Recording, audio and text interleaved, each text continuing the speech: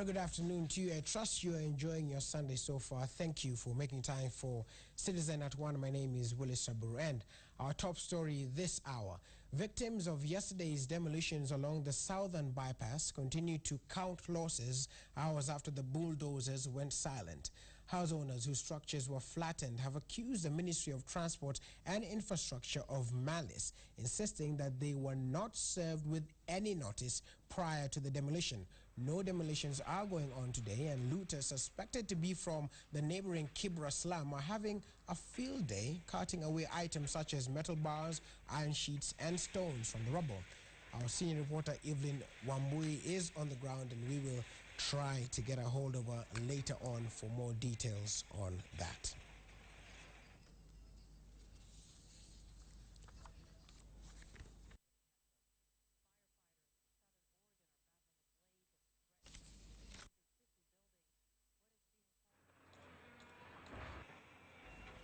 Let's go over to Voi now, and a leaders meeting attended by regional security heads was held in Taita Taveta County to reconcile members of two communities that clashed 3 days ago.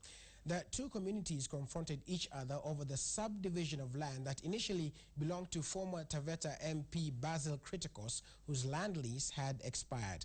Addressing elders and residents, Taita Taveta Governor John Mrutu gave a 3-month ultimatum to those farming on the land to vacate after harvesting their crops. He warned that it was a criminal offense for groups or persons to subdivide land without the consent of the Ministry of Lands. The land in question is currently in the hands of the county government until the national government resolves the row over the land.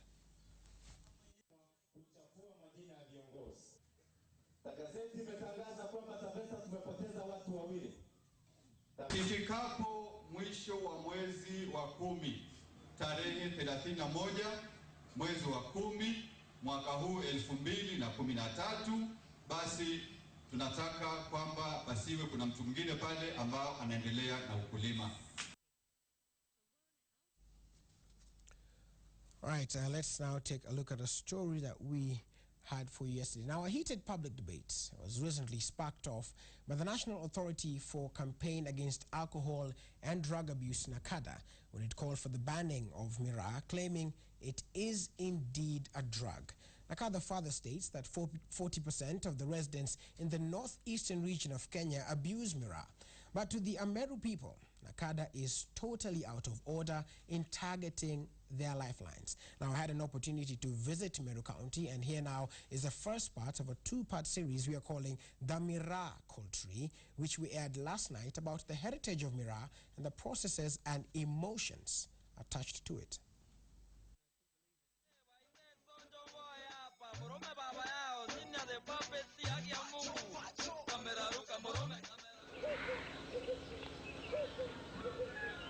The sparkling lustre of the sun rests on trees that are virtually sitting on controversy.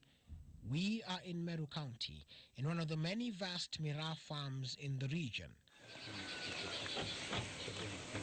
We are here at the farm of Kobia Barasa, a farm he inherited from his father many years ago, and he has now been tasked with being the custodian of family heritage, as evidenced by his family.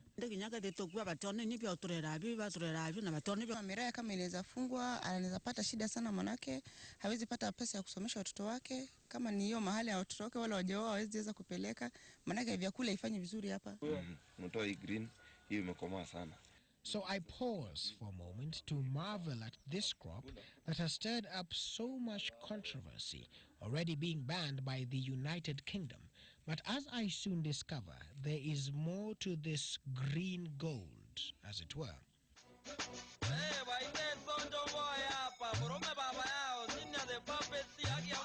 Several kilometers from his home is another farm where as early as 6 a.m. there is a buzz of activity. These are Miraa pickers. Their job is to tactfully pick out the right variety of Miraa and the right strain of the plant for transportation. Now, if you observe closely, you will notice a certain finesse in it, and that as you pick it, you cannot help but taste it.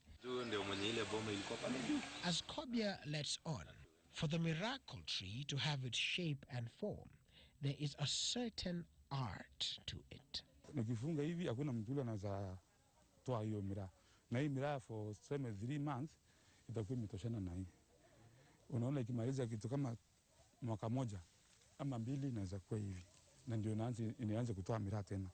So ukichuna miraa kama uweke ndani ukataa kuweka hizi, hiyo mti inakauka.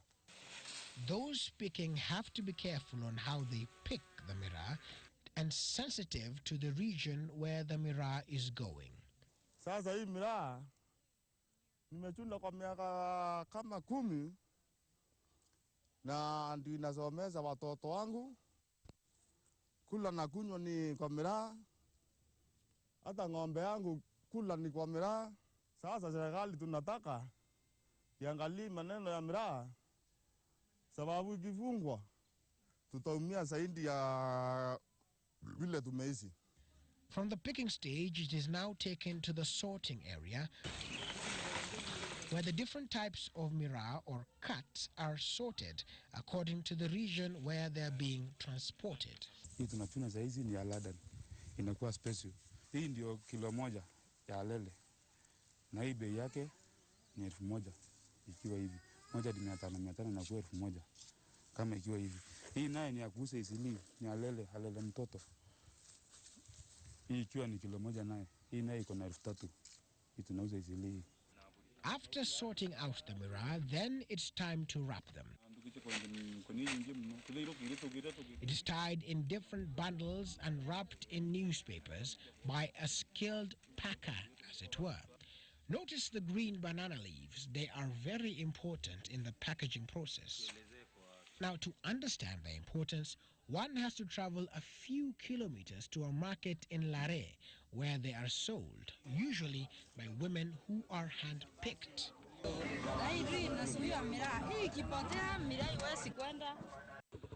And ready, save for one small detail. The sacks have to have the names and the weights noted, so the transporter can come and pick it up and take it to another location, usually communicated to them on the day of delivery. Once ready, he proceeds. Usually all the miraa from the interior farms are transported by motorcycles or border operators, if you may, all to this location, where it is then loaded into the trucks with a separate group of people. This group of people are divided into 2. Those who load the miraa and those who have been tasked specifically to tie the packaged miraa with a special kind of rope and apparently a special kind of knot. This particular car is headed to Nairobi's Eastleigh estate. Once it's fully loaded, it takes off. Now time is of the essence, so the driver cannot wait any longer. The people tasked with loading the vehicle will have to continue as it moves. There are strict timelines to meet. But as soon as they're done, the car is off. We try to trail it for a while, but its speed proves a little too much for us, and thus we retreat. So the people of Ameru try to demystify what they believe are misconceptions about miraa. Na wakitaka kusema miraa ni drug, wahusishe kahawa na wahusishe mayani chai. I was surprised to hear that men who chew miraa, they don't perform, let's say, in bed. But that's not true. Ask us, the leaders from Meru. Our men are the best. For the people of Meru County, this miraa tree is literally their tree of life. It is from here that their economic prowess, as it were, stems from. And so right now they can only hope that the ban will not be effected. Tomorrow, we show you the lengths the Ameru people go through to protect their miraa. Willis Raburu, Citizen TV, Meru County. Right, of course, everybody keeps asking me how I got up on that tree. It's the perks of the job. Let's now move over to Makueni.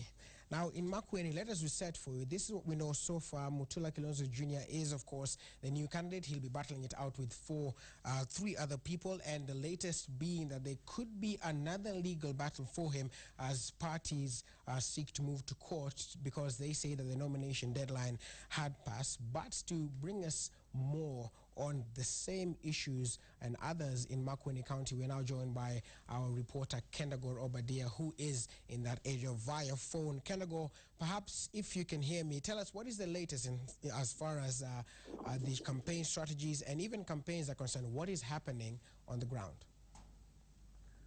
Well, good afternoon to you, Willis Raburu. Well, there is a new boy in town, new candidate, CORD having presented Mutula Kilonzo Jr. yesterday. And what that has done to the contenders or the candidates here is that they are now taking a low-profile kind of campaign as they re-strategize and see how to combat this new force that CORD coalition has presented. And we've not been able to catch up with many candidates, but of course we are with Philip Kaloki, who is moving around churches in Makueni constituency, trying to talk to believers, be able to sell his ideals and try to at least salvage a vote from Makueni constituency. That is what is happening right now. Where we are told that Mutula Jr. has taken a break. He is set to come back tomorrow morning for what we call high-profile campaigns. He's launching huge campaigns here in Makueni tomorrow, but today we're told that he's decided to take a break and maybe plan on how to go about these few days that are remaining before the by-election on Friday next week. And so we also understand that Kitundu is also attending certain churches here in Makueni. And so all the candidates are actually visiting churches trying to sell their ideals to believers to be able to win their votes. Raburu. Today after of course, Mutula Kilonzo Jr. was cleared, there is talk of a pending legal battle, as it were, because some parties are arguing that he didn't, that the Wiper Party did not did not work within the nomination deadline. Perhaps have you heard anything from the locals as their views around this, or even from the candidate himself, Mutula Kilonzo Jr.?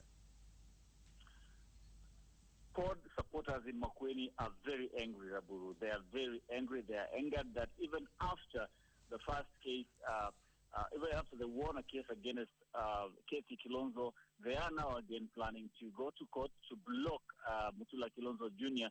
They are saying Jubilee seems to have not been done with them, and they are wondering what exactly Jubilee is trying to do. They are blaming it on Jubilee, and especially the Jubilee candidate, Philip Kaloki. And they're saying they're not going to hear anything from Kaloki because they believe that he is the one trying to block the Mutula family and the CORD candidates in general from vying in this election. We heard from some of them today. They are saying they might not vote if Jubilee succeeds in blocking Mutula Jr. But that has not moved. It's not been spread all over the place. Few people have this information about Jubilee's plan to move to court tomorrow. But it is going to be met with a lot of resistance here, Aburu. All right, and can I go just before I let you go? Of course, you are there on the ground. You have the benefit of knowing the itinerary of the candidates. What can we expect from tomorrow? It is a new week, and of course, the campaigns should kick off, with the entry of Mutula Kilonzo Jr. Anything in terms of campaigns? Who will be where? So far, we do not have a clear program for the campaigns tomorrow, but what we know is that they're going to hit the ground very hard tomorrow, coming in with luminaries, and they will be dividing themselves to various places in Makueni County. We hear that Kalonzo Musyoka will be leading one team, and Raila Odinga will also be leading another team. They want to ransack the whole of Makueni County because time is not on their side. So what we know for now is that there will be high-profile campaigns tomorrow. We also hear that Jubilee is coming in heavily tomorrow in the sides of Makindu and Kibwezi. They will be hitting the ground very hard on this particular campaign, trying to support Kaloki and try to talk to the people and exonerate Kaloki from the cases that are going on. In the plan of trying to block Junior. But then we also understand that the whole of the week beginning on Tuesday, we will also we hear that William Ruto, the deputy president, will be trying to campaign for Kaloki as well. So we are looking forward to a very busy week beginning tomorrow as these campaigns enter home stretch. Raburu. So much. Thank you so much, Kenda Gorobadia. Of course, Kenda Gorobadia there, he's in Makueni County. He'll be camped there. He'll be bringing you the latest also in our subsequent bulletin. So you want to keep it Citizen Television for more on the Makueni by-elections. Let's move on. And 2 pedestrians died on the spot this morning after being hit by a pickup truck. The 2 were hit near Likoni Ferry before the pickup plunged into a ditch. The driver is believed to have been speeding. Now, according to the traffic commandant Joshua Omukata, the incident occurred around 6 in the morning. The driver was admitted at the Coast General Hospital and was later arrested.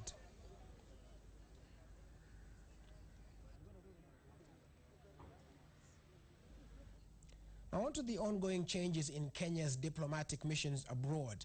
Now, and more envoys, especially those whose tour of duty has ended, have been recalled to report back to Nairobi.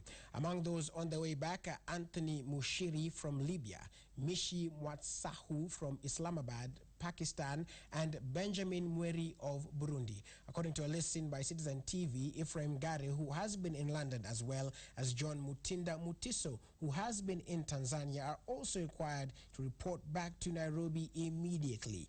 Simon Nabukwesi, who was in Canada, is already back in Nairobi, while Elkanah Odemo, who was in Washington, D.C., has already handed over to the Deputy Chief of Missions, Jean Kamau, and will be departing Washington, D.C. on Tuesday. However, retired General Geoffrey Okanga, who is Kenya's envoy in Uganda, will stay on. Dr. Wenwa Akinyi in Los Angeles will also stay on, contrary to earlier reports. Beg your pardon. A 12-year-old child has escaped from a planned female genital mutilation exercise in Narok County. This is the latest incident where students and teachers in the county have stormed places where the female cut was about to take place so as to save the vulnerable children targeted by traditional experts carrying out FGM. Philippa Kioko has that story. The 12-year-old girl who is schooling at Naikara Day and Boarding Primary School escaped the outlawed cut that she would have been subjected to and a planned marriage by a man who is twice her age. The school's head teachers, Koilegan Lontubo, found out that the girl was about to undergo female genital mutilation and informed her students, who stormed the home of the girl in Amanyata and successfully stopped the 3-day ceremony.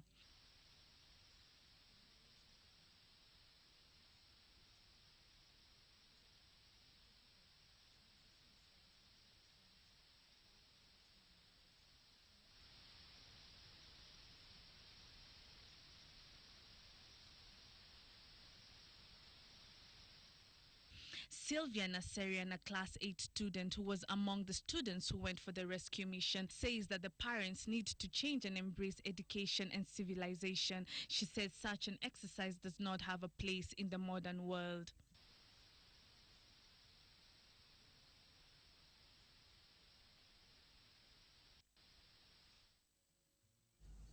We do apologize for that slight hitch there in the sound bites of some of the people that were speaking there.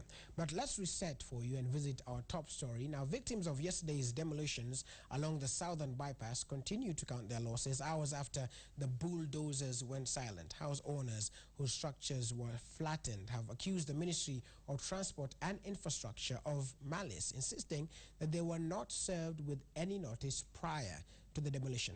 No demolitions are going on today, and looters suspected to be from the neighboring Kibra slum are having a field day, cutting away items such as metal bars, iron sheets, and stones from the rubble. Our senior reporter, Evelyn Omoy, is on the ground, and we now join her on phone for more details. Evelyn, if you can hear me, what is the latest? What can you see? What is going on in that area? Raburu, good afternoon. Indeed, as you've just said, looters are having a field day here, collecting metals and stones as demolition continues for the second day. We're being informed about 34 residential units are coming down. They have been coming down since yesterday, and the bulldozers are here today to continue with the process. Of course, most of the people we've been able to talk to are saying that picking up the pieces from the demolitions to go and sell. And of course, that is not something that the owner of the residential houses is pleased about. We talked to him on phone. He had come here early in the morning, but he said he was unable to stay throughout the process, so he left. But he maintains, he as many others say, that they were not issued with a notice prior to the demolition. And this is, of course, not what the Kenya National Highway Authority officials are saying. We're speaking to some officials who are saying that they gave notice twice, the last one, the most recent being as early as last week, and saying that the residents did not heed to the notice, and so their homes had to come down. So, of course, the back and forth continues as the homes come down. The Kenya National Highway Authority officials saying they indeed issued a notice to the homeowners to demolish their homes because of the construction of the dual carriage highway. You to look at the Kenya National Highways Authority, of course. How about the residents who are there? Have you been able to speak to them in terms of, do they have valid title deeds in that area? The owner that we have spoken to says that he's currently talking to his lawyer, but he says that he has all the documents with him that prove that he went through the official process and that his papers are up to par legally, of course. But, of course, now that putting it side to side with the Kenya National Highways Authority, who are saying that the layout of the southern bypass had been put long ago, and so if the owners would have followed the proper procedures, they would have known that the land that they were using is part of the dual carriageway that had been earmarked from a while back. So, as I said, it's a back and forth that is continuing, but it's not helping because for the owner who is saying that the process should have been stopped before, so that he can be able to go through legal channels, but that is not happening. His homes are going down. 34 units, as I said, Raburu, earlier. These are residential houses that some had people and others that he was continuing to build. So the demolition is ongoing, but he is saying that he is speaking to his lawyers to find out what the next cause of action will be. Thank you so much. I'll let you go now so that you can continue to collect more data on the same. And, of course, you can also join Evelyn later on in our subsequent bulletins. She will be able to tell you, paint a picture for you, rather, of what exactly happened in Langata, Nairobi's Langata estate today. Thank you very much, Evelyn. Let's move on. And Inooro FM, one of the radio stations under the umbrella of Royal Media Services, toured Murang'a County as part of festivities to celebrate the station's 10th anniversary. While marking the anniversary, presenters from the popular station engaged in a campaign to fight jiggers by distributing over 2,000 shoes in conjunction with Ahadi Kenya Trust to school-going children who are vulnerable to jigger infestation. Happy birthday to you. It is a decade now since Inooro FM was launched, and it was dance and jubilation as the day was marked in Murang'a County. Not left behind were the elderly who did their jig. The loyal fans were treated to a day of fun and laughter at Karega Secondary School, where the deputy head of Inooro Radio, Evelyn Waithera, graced the anti-jigger campaign, which was part of the events marking the radio station's 10th anniversary. We have been leading in this country, and we want to assure them that we'll continue to bring them programs that are quite educative and supportive to them. And as a way to fight the jigger menace in the area, presenters of Inooro, together with officials of Ahadi Kenya Trust, led a campaign of fighting the vice. At least 2,000 children are to benefit from shoes distributed during the celebrations.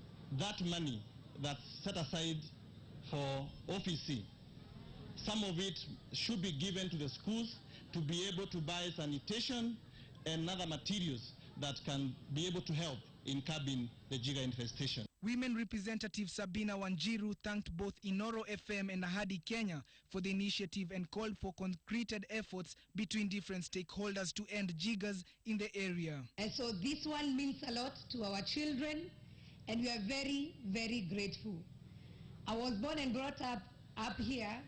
And so the issue of jiggers is not a very new issue to me. Many hope to see the jigger menace in the country eliminated for the sake of future generations. Masharia Mwangi, Citizen at 1. All right, time for a short break now, but when we return, we'll have more from the local scene and sports. Stay with Citizen at 1.